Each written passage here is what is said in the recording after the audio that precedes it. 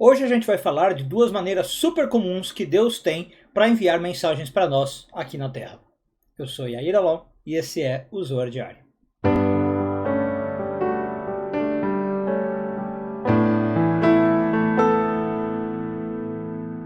Pessoal, só antes da gente começar o vídeo de hoje, queria lembrar vocês que já são meus alunos que a gente está retomando as aulas a partir da semana que vem, tá bom? Então, depende se você está... Bom, qualquer curso que você esteja, tem o grupo de Zoar, tem o grupo de conversão, tem o grupo de leitura do Isaac Luria, né? Todos os grupos estão retomando semana que vem, tá? E se você ainda não é aluno e quer participar, é o momento, então, de fazer as suas inscrições. Qualquer coisa, entre em contato. E, por exemplo, se você quer estudar o Zoar de maneira mais aprofundada, né, pode aproveitar. Se você é um aluno interessado em conversão, pode marcar sua entrevista para ver se o processo seletivo é adequado para você.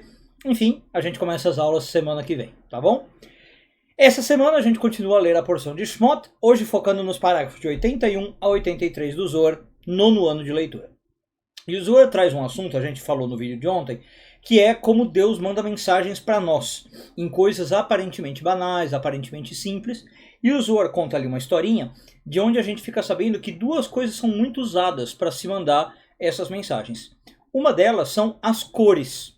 E outra delas, que muitos de vocês me perguntam sobre isso, finalmente a gente vai tratar desse tema, é números, né? Quando a pessoa vê números repetidos, olha ao redor e está sempre o mesmo número, o que isso significa?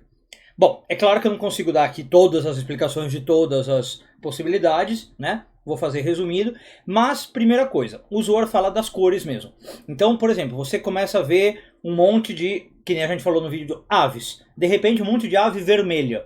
De repente um monte de ave azul, um monte de ave verde. É legal você estudar um pouquinho das cores e você tentar ver o que significa. Na Kabbalah, já deixo aqui a dica, geralmente a gente associa a cor com as firá. Né? Então eu falei do vermelho, por exemplo, a Kabbalah vai dizer que geralmente é um sinal de Gevurah, algum símbolo de Gevurah que está sendo dado para você. Quando é branco, já é um símbolo de Hesed, por exemplo, amarelo, Tiferet. Né? E aí, claro que você tem que usar um pouco da interpretação para saber o que aquela cor pode estar significando. Aliás, falando de cor e tanto de número, uma dica que sempre ajuda você saber o que uma mensagem está querendo dizer é você parar e pensar o que estava acontecendo na hora que você viu aquele sinal ou o que você estava sentindo. Então, por exemplo, você estava pensando em quê? Você estava perguntando sobre o quê? E aí você viu um número repetido. Então, às vezes, isso já te ajuda a decodificar o significado, tá? Bom... E para questão de números, eu fiz aqui uma listinha básica, né? Vou pedir a licença para vocês de ler. E claro que eu estou falando aqui do ponto de vista da Kabbalah, tá? Diferentes tradições podem pôr diferentes significados. Tanto as cores, como eu falei, como os números agora vão ser do ponto de vista da Kabbalah. Então uma pessoa que está vendo zero, né? Muito repetição de zero, geralmente é o início de um ciclo. Bom, fim de um ciclo e início de outro, né? Então a dica para quem está vendo muito zero é: preste atenção o que está terminando na sua vida, ou o que está renovando na sua vida, né? E tem alguma coisa ali para você prestar atenção.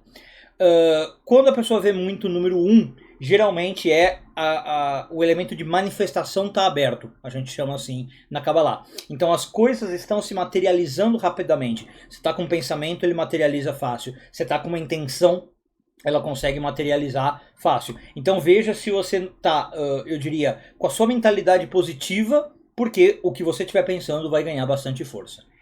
O número 2, ele é visto como um número de harmonia, né, de equilíbrio. Ele faz um parzinho. Então, por exemplo, quando aparece muito o número 2, é para você pensar nisso. Eu estou sendo harmônico, eu estou em relações equilibradas, eu estou trabalhando bem, por exemplo, numa equipe, né? E pensar nessas relações e se a sua vida está equilibrada. O número 3, ele é muito ligado a duas coisas, cura e criatividade.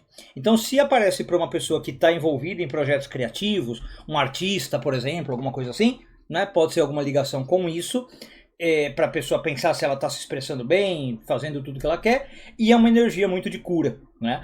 Também de você, então, ou precisar buscar a cura, ou estar recebendo cura, aí depende do contexto, né? Como eu falei, a pessoa precisa saber interpretar um pouquinho.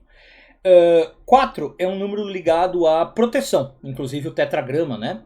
Então é uma ideia de que você está no caminho certo, protegido espiritualmente, que a sua vida está com bases sólidas, que você pode seguir adiante, confiar no processo, digamos assim. Número 5, quando a pessoa repete bastante, geralmente é de grandes mudanças, reviravoltas. Então, assim, quando começa a aparecer o número 5 é sinal de que você precisa coisa nova, precisa abraçar o novo, deixar o antigo para trás, tá um pouco mais propenso à aventura, né? Sair daquela zona de conforto, aceitar as mudanças na vida. Esse é o número 5. Quando vem o número 6, ele também está muito ligado ao 2. É de novo a ideia de equilíbrio. Só que aqui, um equilíbrio não tanto nas relações, equilíbrio entre material e espiritual. O 6 é muito ligado a isso, vai a ideia até o sexto dia, entrando o Shabat. Então, por exemplo, quando aparece o 6, pode ser uma lição assim, ó, você está trabalhando demais. Você está com muita coisa mundana e pouca espiritual. Pode ser o inverso também, né? Você está muito dedicado ao espiritual e está abrindo mão do mundo físico, do mundo mundano. Número 7, né, acho que esse é um dos mais cabalísticos que o pessoal chama, é um número de espiritualidade. Então, muito ligado, como a gente falou do 4, geralmente quando o 7 se repete tá legal o seu caminho, você tá num caminho de sabedoria, de iluminação, de busca de conhecimento espiritual, né? Pode ser que você precise buscar. O 7 ele vem pedindo que você se conecte com a espiritualidade, dizendo que a espiritualidade é o foco.